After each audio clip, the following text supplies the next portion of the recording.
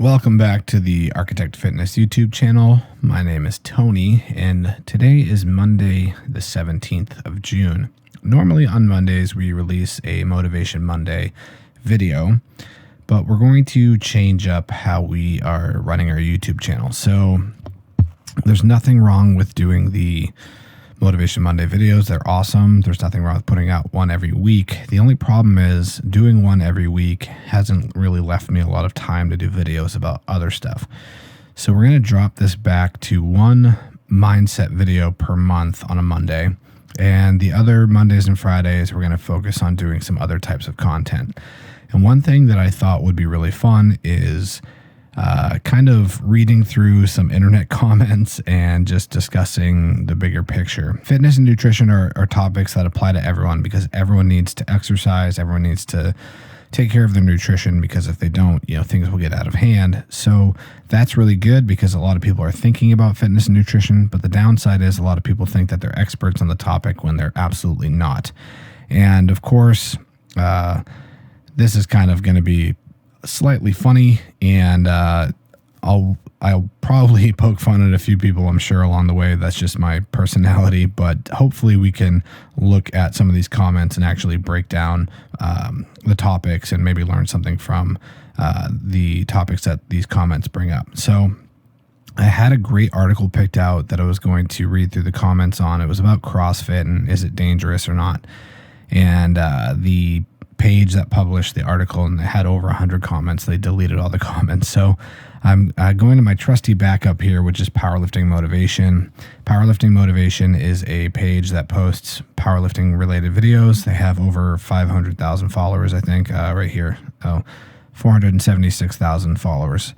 And they post a lot of videos, and they usually get a lot of comments, a lot of kind of boneheaded comments sometimes. So this will be fun. So the video we're going to watch and then be critiquing the comments is this athlete, Chris Kraft. In the video, he squats 660 pounds for one and then does a drop down set at 500 pounds for a set of 12, which is pretty insane. So let's check this out. All right, so that's the 660. And here's the 500 for 12. We don't have to watch all of these. We'll just watch a couple of them. Okay. So I'm going to give you my thoughts on this before we start reading the comments. First of all, 660 is a pretty elite squat no matter what your body weight is, especially because he's doing this completely raw. He's not wearing a belt. He's not wearing knee sleeves or knee wraps. He's doing it without a spot. He's going absolutely full depth. So this is a pretty impressive squat. This is more what we'd consider like an Olympic style squat rather than a powerlifting style squat. But yeah, still featured on Powerlifting Motivation, which I think is fine. So first things first, he has a little bit of what's called butt wink. And that's where essentially your lumbar spine relaxes in the bottom of a squat and your hips kind of tuck under you. This is something that I think is highly overrated as far as how dangerous people make it out to be. I think his in this video is pretty significant, so that's something I'd probably want to work on if he was my athlete, but I don't think he's really going to severely injure himself doing that. I think what's more likely to happen is he'll probably have an achy back or maybe get some muscle spasms or pulls in his low back area. Let's see the rest of the lift. Okay, so right at the top, as he starts to slow down, you see his hips shoot up a little bit, which is not great, and his thoracic spine rounds a little bit because of that. So what's happening is as his hips shoot up, it's shifting his weight forward, and that's the extra weight on his upper body because his weight shifting forward is causing his upper back to round. He's probably not going to injure his spine by doing that, but the danger is if he loses his balance and then has to take a step, obviously like a quick reaction step with 660 pounds in your back can be a little sketchy. You might not step correctly and twist your knee or something, or you might just completely lose your balance and have to dump the bar over your head, which is not the end of the world. It's just not ideal, especially if you're not expecting to do that. The other thing that's really concerning to me is This rack that he's in is set up so you can spot yourself essentially. So these rails here are meant to catch the bar. If you go down the bottom of the squat and you can't stand back up, you can kind of just go a little deeper and rest the bar on there and then stand up out of it without the bar. He's outside of the rack, which is fine. I'm assuming he's doing that because his full depth is lower than this, so he didn't want to hit those rails. But if you're going to go out of the rack, go all the way out. He's so close that if he had to dump the bar over his head, it's probably going to hit one of these uprights and then smash back into him. I know, you don't want to walk out of the rack any further than you really have to, but my personal preference would be, don't be that close if you're not going to be inside those safety rails. All in all, that's a pretty good squat. Heel lift right here. Again, his weight shifting forward. Part of that's because his squat is so narrow. Squats really should be done shoulder width apart. He's well inside of that, and obviously looks like he's a pretty tall guy. I also don't love his foot position as far as the angle of his toes. They're turned out pretty far, which if you're in a wide squat stance, that's fine. But when you get narrow like this and then you turn out, you can see even from this angle, his knee is tracking inside of his toes. So that's creating a lot of torque on his knee, and the knee's not really made to move like that. So you can put a lot of stress on that MCL or even ACL and meniscus. So not great.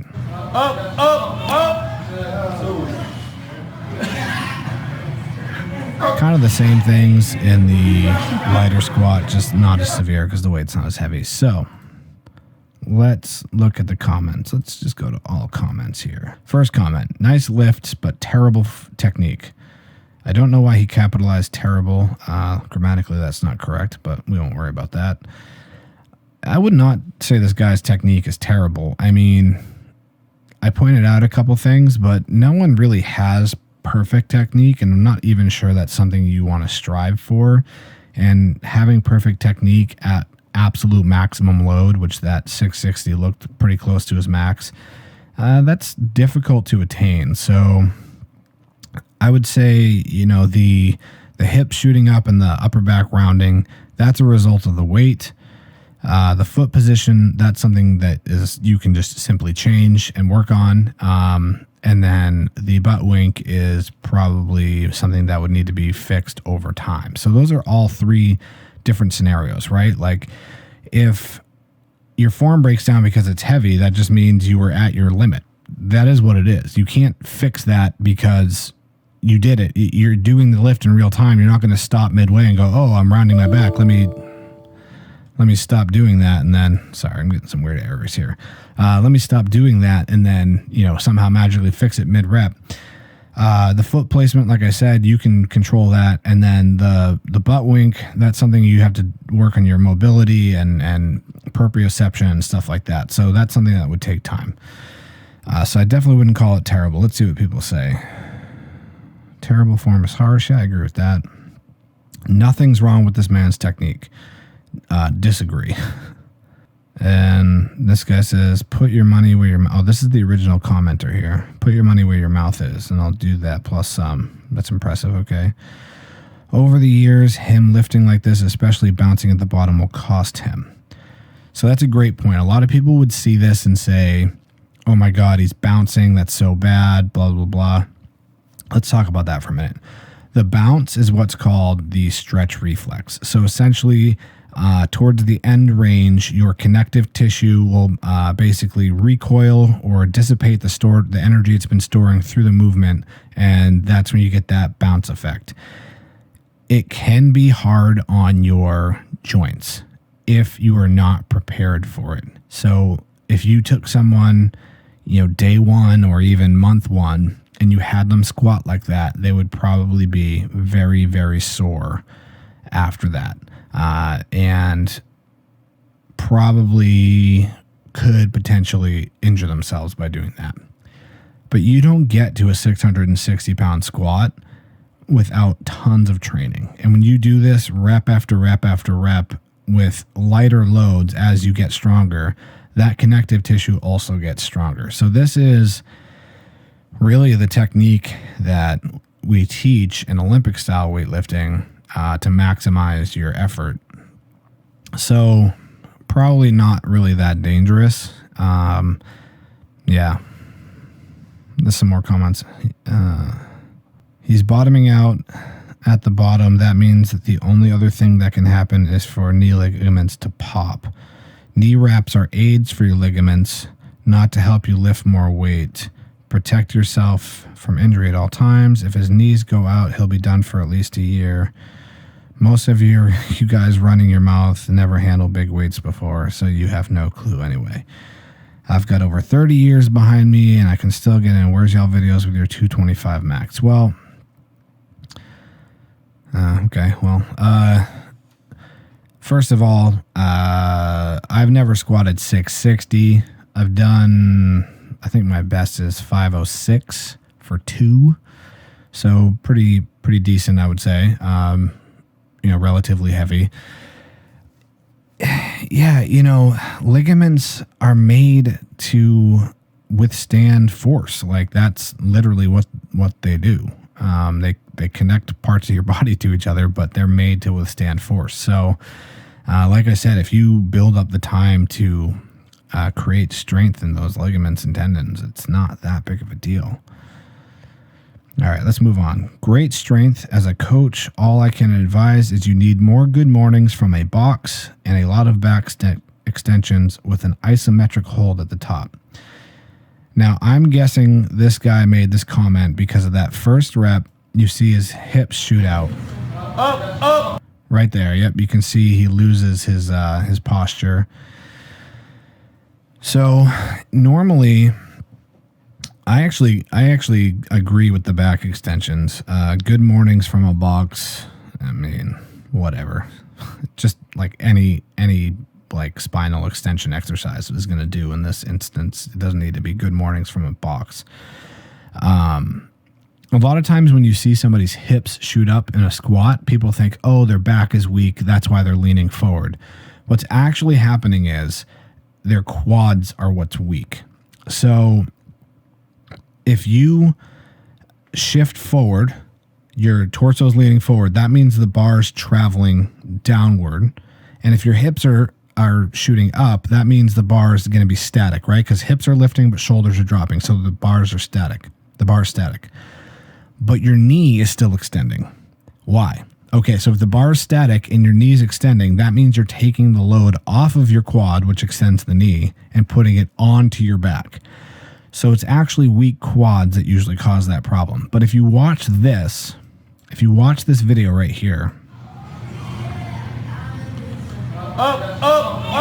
you can see the bar really never stops moving, and it's just his posture that gives out a little bit.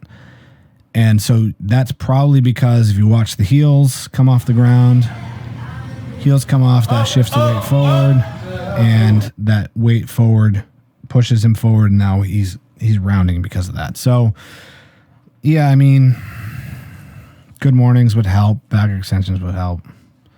I mean, whatever, it's 660. Like, this guy's strong as hell. Obviously, he's just working at his limit. It's the same if it was 300 pounds or 100 pounds. If my max is 100 pounds, my lift could look like this. If my max was 1,000 pounds, my lift could look like this. When you're at your limit, you expose the weak part in the chain. So yeah, I guess, sure, do some extra back extensions if it makes you feel better. And this guy's, I've been knowing Chris almost 10 years. He's definitely 100 natty and as strong as John Henry. Okay. Is he natty? Is he not natty? I mean, he looks like a big guy. A 660 pound squat for a big guy is absolutely within the realm of a possibility for a natural athlete. So yeah. Nice lifts, but absolutely mad to lift that weight with no braces or no spotters. So again, I want to go back to the concept that the weight you are lifting has nothing to do with whether or not you should use a spot, whether or not you should use a belt, the other braces, maybe knee wraps or knee sleeves. Here's the thing. If my max is 1,000 pounds, which is not, but if it were, 500 pounds would be 50%. So if your max was 100 pounds, 50 pounds would be 50%. Okay. So relatively speaking, the weight doesn't really matter. What matters is the percentage of your effort.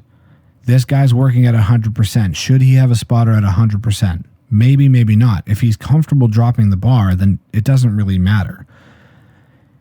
That's the big difference. If you're maxing out and you've never had to dump a squat before, yeah, you should definitely use a spotter. If you're going to dump the bar, practice with lighter weight because it is a skill. As far as belts are concerned, there is absolutely zero evidence, that support the idea that a weightlifting belt makes lifting safer. It helps you lift more weight, which I think is mostly placebo. And don't bother sending me the Belt Bible article because I've already ripped that to shreds in 1,000 different places before. But like, if you need to put on a piece of fabric and that's the thing that's going to keep you from blowing yourself up, I'm sorry, but you are not prepared to lift weights. Yeah. Unreal strength. He's a beast. Yeah, pretty much. Nice lift, but no belt or spotter. Holy shit. Again, don't be scared your whole life. Let's see, more comments. Is that a butt wink? Yes, it is. Look how far he has to walk out 660. Yeah, well, he probably could do it in the rack. He's pretty tall. So, I mean... Yeah, it's close. I think with the bar bending because of the weights, it probably would hit, and that would just throw him off and be dangerous. One thing I'm really disappointed about so far in the comment section, no one who was talking crap got called out to post their videos. That's my favorite thing. When someone critiques anything, they say, oh, well, let's see you lift. And it's like, what does it have to do with anything? Like when Bill Belichick coaches Tom Brady after a game and critiques his performance, you think Tom Brady says, well, let's see you throw some touchdowns, Bill. No, that's like, it's just so stupid. I guess there's nothing more for me to make fun of here, but this was actually a good start. We got to talk about some technique, and this video is already 20 minutes long anyway. So if you guys have a video or some comments you want me to critique or just give my thoughts on, send me some links. I'm always looking for new material here for this new series. And this has been fun. We will see you guys next time. I do have a new Food Friday video dropping this week, this Friday, and it's going to be great on a new supplement line. So doing a review, taste test, the usual. And that is it. See you guys soon. Peace.